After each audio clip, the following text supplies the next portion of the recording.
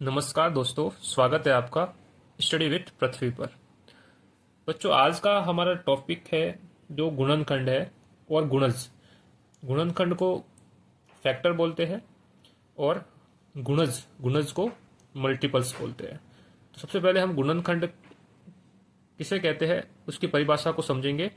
फिर हम एक एग्जाम्पल लेंगे कि जो मैंने लिखा है 24 के गुणनखंड ज्ञात करेंगे।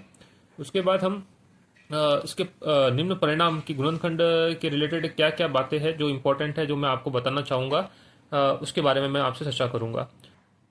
तो दोस्तों चलिए, गुणनखंड फैक्टर, इसकी परिभाषा है किसी संख्या का गुणनखंड उसका पूरा पूरा विभाजक होता है। विभाजक किसे कहते हैं? जैसे कोई संख्या है, उसको हम एग्जाम्पल से ज़्यादा अच्छे से समझ पाएंगे। जैसे कि 24 है, 24 के गुणनखंड ज्ञात कीजिए। तो हमें पता है कि 24 है, 24। तो 24 संख्या है, 24 संख्या में किसका किसका भाग जाता है? तो आप सबसे पहले देखोगे कि एक का भाग 24 में जा रहा है। तो एक इसका ये गुणनखंड हो गया, इससे भाग जाना चाहिए। जिस संख्या एक से प्रारंभ करते हैं, जिसमें इसका इसका भाग जा रहा है, वो इसका एक गुणनखंड होगा। तो पहले जैसे एक है, एक का भाग सब संख्याओं में आ जाता है, तो एक सबका गुणनखंड हो जाता है। इसी तरह से हम जाएंगे दो का भाग 24 में देंगे तो पूरा पूरा जाएगा भाग। तो क्योंकि 24 में अगर हम 2 का भाग देंगे तो ये जाएगा एक बार, 2 से 2, फिर 4, तो 12 बार जाएगा 4, और ये 0, तो 12 आएंगे, तो ये पूरा पूरा भाग जाएगा, तो 2 भी इसका एक गुणनखंड हो जाएगा। इस तरह से बच्चों हम जाएंगे 3 में। तो 3 में भी अगर 24 का भाग देंगे तो अपन देखेंगे कि 3 का भाग 24 में पूरा पूरा जाता है, तो ये भी इसका एक गुणनखंड हो जाएगा। इस तरह से बच्चों हम चार देखेंगे, 4 का भी भाग 24 में पूरा पूरा जाता है, तो ये भी इसका गुणनखंड हो जाएगा। अब हम देखेंगे कि 5 है, 5 में 24 में 5 का भाग नहीं जाता है, तो इसका एक गुणनखंड नहीं होगा। इस तरह से हम बच्चों 6 में जाएंगे, 6 में 24 में 6 का भाग अच्छे जाता है, तो ये इसका गुणनखंड हो जाएगा। इस तरह से हम 7 देखेंगे, 8 7 में नहीं जाएगा। फिर हम देखेंगे 8 में बच्चों जाएगा, तो ये इसका गुणनखंड हो जाएगा। इस तरह से हम आगे बढ़ेंगे। फिर हम जाएंगे 12 पे, 9 10 में नहीं जाएगा, 11 में भी नहीं जाएगा। फिर हम जाएंगे 12 पे, 12 में जाएगा। फिर 12 के बाद इसका किसी में नहीं जाएगा, और लास्ट 24 में जाएगा। तो बच्चों इसके गुणनखंड हम देखेंगे। तो पहला, जिसमें चॉइस ऐसी कौन सी संख्या है जो इसको पूरी तरह से इसका पूरी तरह से इसमें इसका भाग जाता है, तो वो इसका गुणनखंड कहलाती है। तो बच्चों देखिए, पहला इसका गुणनखंड आएगा 1, फिर आएगा इसका गुणनखंड आएगा बच्चों 2, फिर इसका गुणनखंड आएगा 3, फिर आएगा 4, फिर 5 नहीं आएगा बच्चों, क्योंकि 5 24 से पूरी तरह से डिविजिबल नहीं है। फिर हम 6 लेंगे। इसी तरह से हम 7 नहीं आएगा बच्चों, फिर आएगा 8, फिर बच्चों आएगा 12, फिर बच्चों आएगा 24। तो बच्चों ये सब इसके क्या हो जाएंगे? गुणनखंड हो जाएंगे। जो 1 से लेकर के 24 तक हमने देखा है। तो इसके गुणनखंडों की संख्या के बारे में पूछे तो संख्या आएगी इनकी 1 2 3 4 5 6 7 और 8। इनकी संख्या के बारे में अगर पूछे तो इनकी संख्या 8 हो जाएगी, और गुणनखंड के बारे में पूछे तो ये सब इसके गुणनखंड होंगे। तो बच्चों आपको इस एग्जाम्पल से ये समझ में आ गया होगा कि किसी भी संख्या का गुणनखंड हम कैसे निकालते हैं। तो इसके गुणनखंडों से हम ये कुछ परिणाम हम देखेंगे कि इनके गुणनखंडों के परिणाम क्या हो सकते हैं, जिनको हम अच्छे से समझ सकते हैं।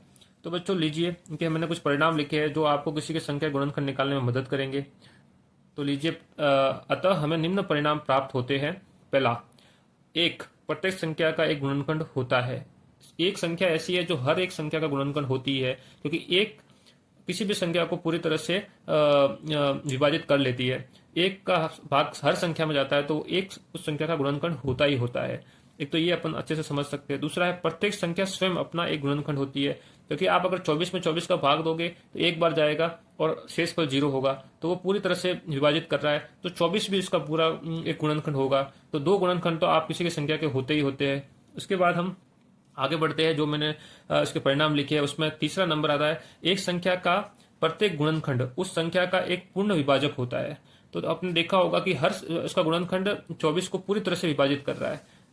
जैसे कि 1 है तो 24 को पूरी तरह से विभाजित कर रहा है। 2 है तो 12 बार भाग जा रहा है और 24 पूरी तरह से विभाजित हो रहा है। 3 है तो इसका भाग 8 बार जा रहा है और 24 पूरी तरह से विभाजित हो रहा है। 4 का भाग जा रहा है 6 बार, पूरी तरह से विभाजित हो रहा है। 6 का जा रहा है 4 बार, 8 का जा रहा है 3 बार, 12 का जा रहा है 2 बार, और 24 का जा रहा है 1 बार। मतलब हर इसका गुणनखंड इसको पूरी तरह से विभाजित कर रहा है। अतः इनके जो भी गुणनखंड हमें मिलेंगे वो इसको पूर्ण विभाजन करते हैं। तो ये आपको एक याद रखना है। उसके बाद हम आगे बढ़ते हैं। एक दी हुई संख्या का प्रत्येक गुणनखंड उस संख्या के बराबर या उससे छोटा होगा। तो ये बहुत इंपॉर्टेंट है, क्योंकि हमने देखा है कि 24 के हमने जो गुणनखंड देखे हैं उसमें जो सबसे बड़ा है वो 24 है, उससे सब छोटे ही है। तो यही है इसका परिणाम कि किसी भी संख्या के जो गुणनखंड होते हैं वो उस संख्या के या तो बराबर होगा या उससे छोटा ही होगा, उससे बड़ा नहीं हो सकता है। तो ये एक आपको याद रखना है कि गुणनखंड इसके बराबर होगा या उससे छोटा होगा। तो बच्चों 4 पॉइंट आपको अच्छे समझ में आ गए होंगे। अब हम 5वें पॉइंट में चलते हैं। वो ये है कि एक दी हुई संख्या के गुणनखंडों की संख्या परिमित होती है, फाइनाइट होती है, जिसको हम गिन सकते हैं। क्योंकि हमने चॉइस लिखा, चॉइस के 8 गुणनखंड हो गए, तो इस प्रकार से हम 100 लेंगे तो 100 के भी जो गुणनखंड होंगे उनको हम गिन सकते हैं। ये अनंत कभी नहीं हो सकते, क्योंकि ये इससे छोटे ही होंगे, छोटे होंगे तो हम उसको आसानी से गिन पाएंगे। ये कभी भी ऐसा हम नहीं कह सकते कि किसी भी संख्या गुणनखंड कितने हमें पता नहीं है। अगर इसके ये फाइनाइट इसलिए है क्योंकि इसके गुणनखंड हमेशा से छोटे होते हैं, तो हम इसको आसानी से गिन सकते हैं। तो ये 5 पॉइंट है वो बहुत इंपॉर्टेंट है आपको, इनको आपको अच्छे से समझना है बच्चों। ये आपको एग्जाम में गुणनखंड निकालने में मदद करेंगे। अगर कोई ऑब्जेक्टिव क्वेश्चन आता है जिसमें ये कथन दिए हुए होते हैं तो आप उन कथनों को समझ करके अपना आंसर आसानी से निकाल सकते हो बच्चों। तो ये बहुत ही आसान है और आप उनको आसानी से समझ भी सकते हो। तो बच्चों गुणनखंड को लेकर आपको किसी भी प्रकार का कोई क्वेरी हो तो आप मुझे कमेंट में लिख सकते हो। ठीक है बच्चों, गुणनखंड आपको अच्छे समझ में आ गया होगा ऐसी मैं आशा करता हूँ। अब आगे के भाग में हम चलते हैं। जो मैंने आपको इंट्रोडक्शन में बताया था कि आगे का भाग अपना गुणन होगा। गुणन को हम अंग्रेजी में मल्टीपल्स बोलते हैं, तो इसके बारे में हम बच्चों समझते हैं। तो बच्चों अब आगे हम बढ़ते हैं। गुणज, गुणज मल्टीपल बोलते हैं अंग्रेजी में। अब इसकी परिभाषा को पहले समझते हैं, फिर जैसे उसमें अपन ने देखा था एक एग्जाम्पल के थ्रू, इस तरह से इसमें भी हम एक गुणज का भी एक एग्जाम्पल लेंगे। फिर कुछ नियम जो मैंने उसके जो रिजल्ट हमें मिले हैं, उसके जो परिणाम हमें मिले हैं, उनके बारे में भी मैं समझाऊंगा, जिससे आपको ऑब्जेक्टिव्स है इसके मल्टीपल्स निकालने में आपको बहुत आसानी रहेगी। तो लीजिए इनकी परिभाषा समझते हैं हम। गुणज मल्टीपल की परिभाषा ये है, दी गई संख्या को प्राकृत संख्या से गुणा करने पर उस संख्या के गुणज कहलाते हैं।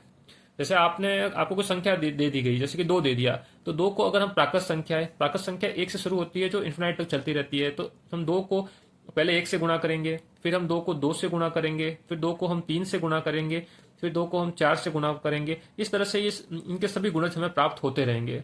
तो ये आगे से आगे बढ़ते रहेंगे। इसी तरह से हम जैसे कि किसी और संख्या को भी हम ले, जैसे 3 का ले तो 3 में भी इसी तरह से आगे ये बढ़ता रहेगा। तो अब बच्चों हम एग्जाम्पल के थ्रू इसको समझने का प्रयास करते हैं। जैसे कि हम 24 के गुणज ज्ञात कीजिए। 24 के गुणज में पहला आएगा, जैसे कि 24 को हम 1 से गुणा करेंगे तो वो 24 ही आएगा। इसी तरह से बच्चों हम 24 को 2 से गुणा करेंगे तो वो आ जाएगा 48 आ जाएगा। इस तरह से बच्चों हम 24 को 3 से गुणा करेंगे तो वो बच्चों आ जाएगा अपने 72 आ जाएगा बच्चों। तो इस तरह से ये आगे आगे आगे आगे आगे बढ़ता रहेगा। 24 को हम फिर हम 4 से गुणा करेंगे, फिर हम 24 को हम 5 से गुणा करेंगे, फिर हम 24 को बच्चों 6 से गुणा करेंगे। तो ये क्रम हमेशा चलता रहेगा, क्योंकि प्राकृत संख्या हमेशा आगे बढ़ती रहती है।